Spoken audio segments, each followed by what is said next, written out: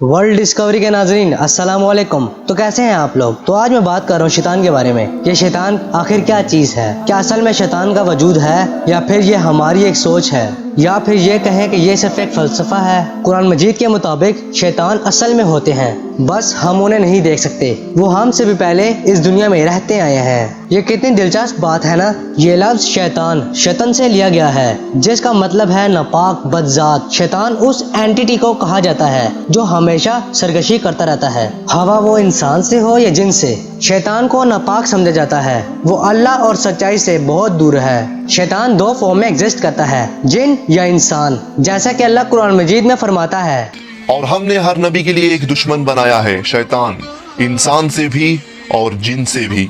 अब ये जिन क्या है और क्यों हमें इनके बारे में जानना चाहिए। जिन्नात एक हिस्सा है अल-गैब का। अल-गैब उसे कहते हैं जो छुपा हुआ होता है, जिसे अनसीन भी कहा जाता है। आप और मैं इस बात को तो मानते हैं अल्लाह सुब्हान व तआला को हम देख नहीं सकते, ठीक है, क्योंकि यहाँ पे अल्लाह अल-गैब में है। हम इस बात को भी मानते हैं यहाँ पे फरिश्ते भी उसी अनसीन का एक हिस्सा हैं और हम उन्हें भी देख नहीं सकते। वो नूर से बनाए गए हैं, जिन एक ऐसी आग से पैदा किया गया है जिसे कोई धुआं नहीं है। It is a smokeless fire. हो सकता है कि वो हीट हो जिसे हम देख नहीं सकते।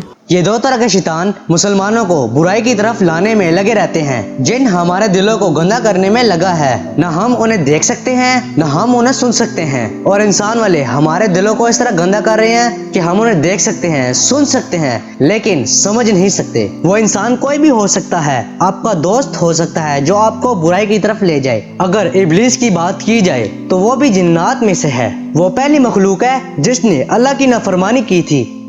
हम जिनको देख नहीं सकते, पर हमें बताया गया है कि उनके पास चॉइसेस हैं और वो आदम अलैहिस्सलाम से पहले चूज़ कर रहे थे।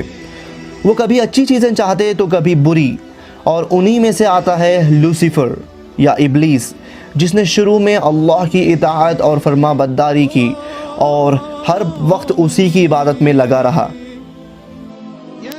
अल्लाह ने जब इब्लीस को बनाया था तो ये हर वक्त अल्लाह की इबादत में लगा रहता था, और वो ये अल्लाह की इबादत में इतना मशगूल हो गया था कि अल्लाह ने इसको फरिश्तों के मर्तबे पर प्रमोट कर दिया था। लेकिन आप एक बात याद रखिएगा, इब्लीस एक जिन है, फरिश्ता नहीं। सिर्फ उसे उस दर्जे पर प्रमोट किया गया था कि वो फरिश्तों के साथ अल्लाह की इबादत कर सके।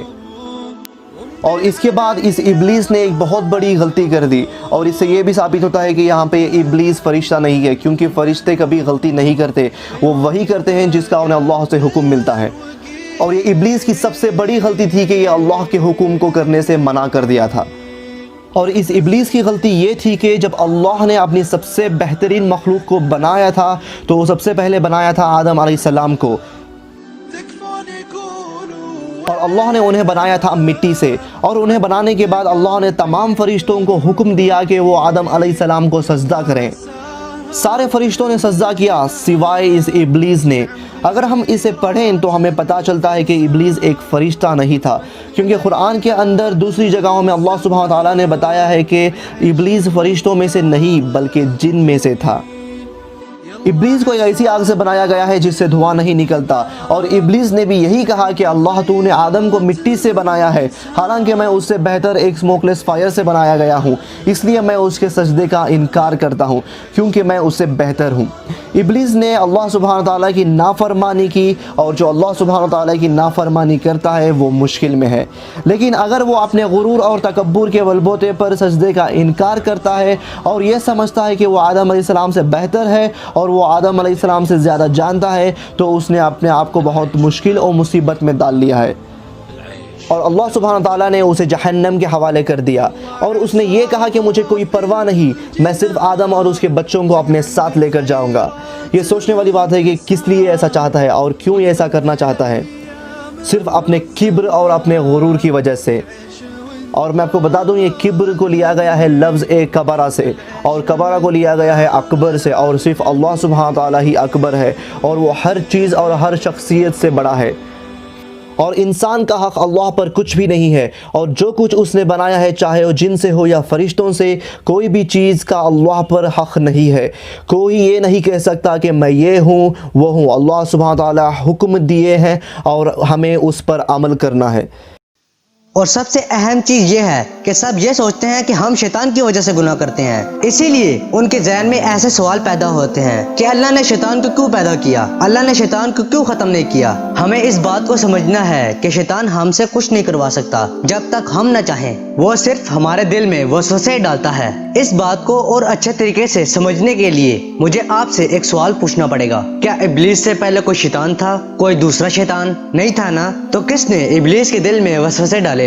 اس بات کو سمجھنے کی ضرورت ہے کہ ابلیس سے پہلے کوئی شیطان نہیں تھا، اس نے اللہ کی نافرمانی اپنے نفس کے خاطر کی۔ مان لیجئے اگر شیطان نہ ہوتا تو نفس ضرور ہوتا، ہم پھر بھی گناہ کرتے، کیونکہ یہ دنیا انسان کے لیے آزمائش کی جگہ ہے۔ شیطان کا بھی امتحان لیا جا رہا ہے کیونکہ وہ بھی جنات میں سے ہے اور اس میں بھی نفس موجود ہے۔ یہ بات ثابت ہے کہ اللہ نے ابلیس کو شیطان نہیں بنایا بلکہ وہ خود شیطان بن گیا تھا۔ ابلیس کے علاوہ جو یہاں شیطان موجود ہیں انہوں نے اللہ کی نافرمانی کی اور شیطان بن گئے۔ اب اس کے بعد کیا ہوا؟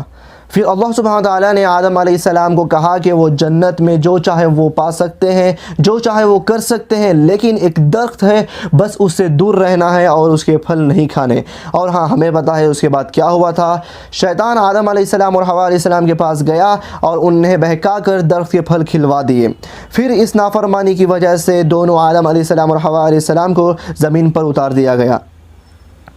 لیکن اللہ سبحانہ تعالیٰ پہلے سے جانتے تھے کہ وہ پھل ضرور کھائیں گے، اس لیے انہیں وہاں پہ رکھا گیا تھا، کیونکہ ہماری ساری زندگی ایک امتحان ہے، ایک ٹیسٹ ہے، اس کے علاوہ کچھ نہیں۔ ابلیس شیاطین میں پہلے سے ہے، اسی لیے وہ ان کا سردار ہے اور سب شیاطین اس کے امتحان کا حصہ ہیں اور وہ خود بھی امتحان دے رہے ہیں۔ تو آج کا ٹاپک ہم یہیں ختم کرتے ہیں۔ ہم امید کرتے ہیں کہ آپ کو ہماری یہ ویڈیو ضرور پسند آئی ہوگی۔ ہمارے چینل کو سبسکرائب کیجیے گا، اس ویڈیو کو زیادہ سے زیادہ شیئر کیجیے گا اور کمنٹس کی صورت میں اپنی قیمتی رائے کا اظہار بھی کیجیے گا۔